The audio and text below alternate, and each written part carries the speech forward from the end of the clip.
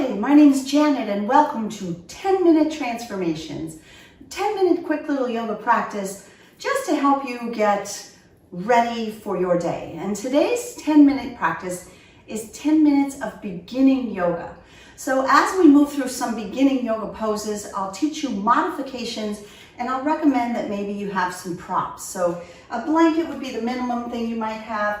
Blocks are sometimes handy. You can see I have a strap. I don't intend to use that today. So I'm going to take my blanket and put it on my mat, just a little more than halfway down the length of my mat, and we'll start in tabletop position. So I'm using a blanket in beginning yoga to pad my knees because they might be a little bit tender. Some people might use the blanket and place it underneath their palms if this makes the wrists feel uncomfortable. So how you align your body really does matter. It's called efficiency of movement. So what you want to do to create efficiency of movement is to align the wrists, elbows, and shoulders. So this way the bones, the joints of the bones are stacked and the body can move efficiently. If my hands are out here and I try to move, my shoulder joint has to work a little bit harder than it would need to, and I might put a little strain on my elbows or wrists as well. So bringing the palms directly beneath the shoulders to begin. Let's move the spine. Oh, look back at your knees. They're also aligned. Hips and knees are aligned, knees directly under hips. And my feet are separated, also hip width apart, so my feet sort of disappear back there. Create that alignment. Warm up your spine with cow and cat. As you breathe in, you drop your belly, maybe bend the elbows in toward the body as you tilt the tail up and lift your gaze. As you exhale, you'll round your spine. This is called cat pose. I like to think of this like a scaredy cat on Halloween. Flow with your breath. Inhale, cow. Exhale, cat. Straighten the arms and cat. A few more rounds. Breathe in, cow. Breathe out, cat. Good. Keep flowing.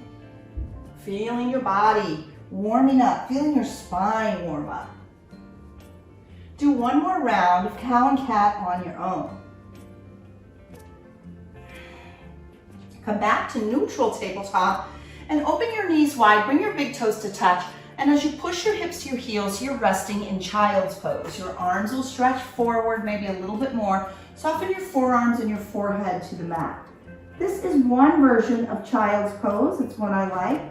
There's another variation of child's pose. You could come back up if it feels better. Bring your knees and thighs together. And then as your hips come back toward your heels, your arms rest down by your side.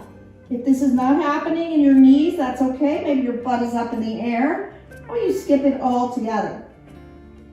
Let's come back up to tabletop pose, and from tabletop, move into another beginning yoga pose called downward facing dog. Your toes curl under, hips go up and back.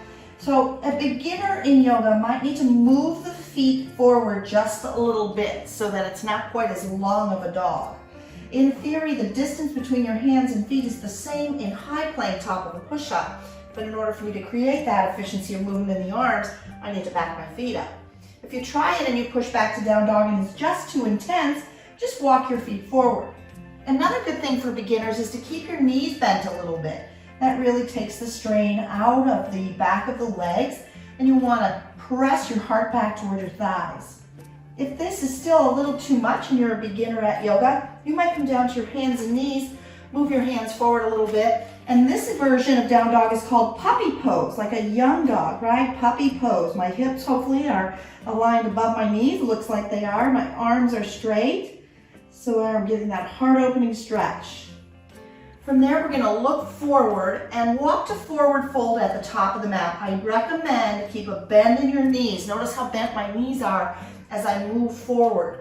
That bend in the knees helps to give my hamstring to the back of my legs a little space, and it's also really good for the back. So keep that in mind as you fold with your knees bent, holding on to opposite elbows. This is called ragdoll. You could sway side to side if you like. Feels pretty good. Good, and then release your hands to the mat. You can keep the feet separated. It's a little bit easier for balance, or challenge yourself by bringing the feet together. Because I'm teaching a beginning yoga class, I'm going to keep my feet hip distance apart and round all the way up. Woo. So we're going to move through some postures that link together to create a sun salutation, beginning level sun salutation A. So we start in mountain with the arms overhead. We're strong in the legs, reaching up. Draw your tail under, pull your belly in. Big breath in. Exhale, bow forward, hands through heart center as you fold all the way down. Keep a bend in the knees as much as you need to. Inhale, halfway lift, hands to the shins. As you lift your gaze, draw your shoulder blades together. Good. Really strong back is working here. Back is flat. As you exhale, plant your palms on the mat and step back to downward facing dog. So that's the easiest version of it. Let's layer it up, trying one more layer. Let's look forward, step to forward fold. Inhale, halfway lift. Exhale, forward fold. Inhale, mountain. Exhale, forward fold. Inhale, halfway lift. Exhale, plant your palms, step back, but this time we're going to come to modified plank. Coming to the knees, tuck your tail under, pull your belly in, shift your body forward, keep the elbows rubbing next to the body. Keep your head lifted as you lower all the way down to the tummy. From here, you're going to breathe in and lift to cobra. Think of a cobra snake. The head lifts, the heart lifts. You might even lift your hands just a little. See if that works for you. Take a big breath in. Exhale, plant your palms, curl your toes under. Easier to push through tabletop. Meet me in downward facing dog. Woo, take a few breaths here. If you need to rest in child's pose, just come to the knees and rest your hips back, or come to puppy pose. It's a little less work. From wherever you are, come up and back to downward facing dog. From downward facing dog, inhale, look forward. Exhale, step to forward fold. Inhale, halfway lift. Exhale, forward fold. Inhale, mountain. Come all the way up. Let's do one more round. Exhale, forward fold. Inhale, halfway lift. Exhale, plant your palms, step to high plank, top of a push-up. You can wait in down dog. You could come to the knees. I highly recommend it for beginning yoga. I want to show you what the full yoga push-up looks like. So you could stay off the knees, shift forward, keep the elbows close to the body as you lower just halfway. Breathe in, lift to upward facing dog. Breathe out, come up and back to downward facing dog. 3 breaths here, nice and slow, deep and even. One more time, inhale, exhale. Breathe in, look forward and step to forward fold. Inhale, halfway lift. Exhale, forward fold. Breathe in, come all the way back up to mountain. Bring your hands together to touch, and then bring your hands back to heart center. And pause for a moment, just check in with your breath. Are you a beginner at yoga? Let's try one yoga balance pose, tree pose, beginner level. So I want you to shift your body weight onto your left foot. Turn your right foot out. Make a little kickstand right there next to your ankle. And then maybe extend your arms high overhead. Good.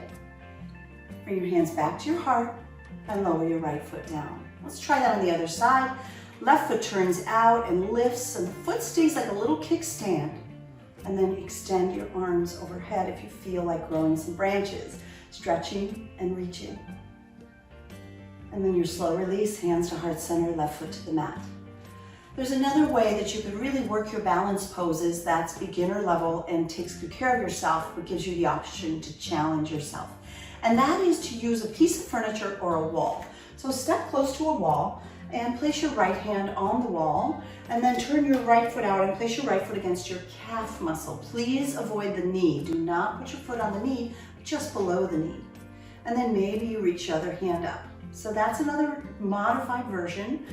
Maybe both hands, you could try it, and the wall's nearby if you need it. Good, and then let's release that. Try the other side. So start with your hand on a piece of furniture or the wall for safety and beginning level, and then put your left foot against the right calf muscle, and then maybe the left hand or the other hand that's not holding you on a wall or a piece of furniture comes off the wall as well. There it is, and I promise every time you do this, it gets better, it gets easier. What great skills you've achieved today. Release your hands back to your heart in beginning yoga. I'll offer you more beginning yoga practice, adding on some of the many yoga practice or yoga postures that are available to you. Thank you for joining me for just 10 quick minutes of transformation beginning yoga today. Let me know your thoughts, leave me some comments, subscribe, and share our channel, Free Yoga Club, with your friends and family. Thank you so much.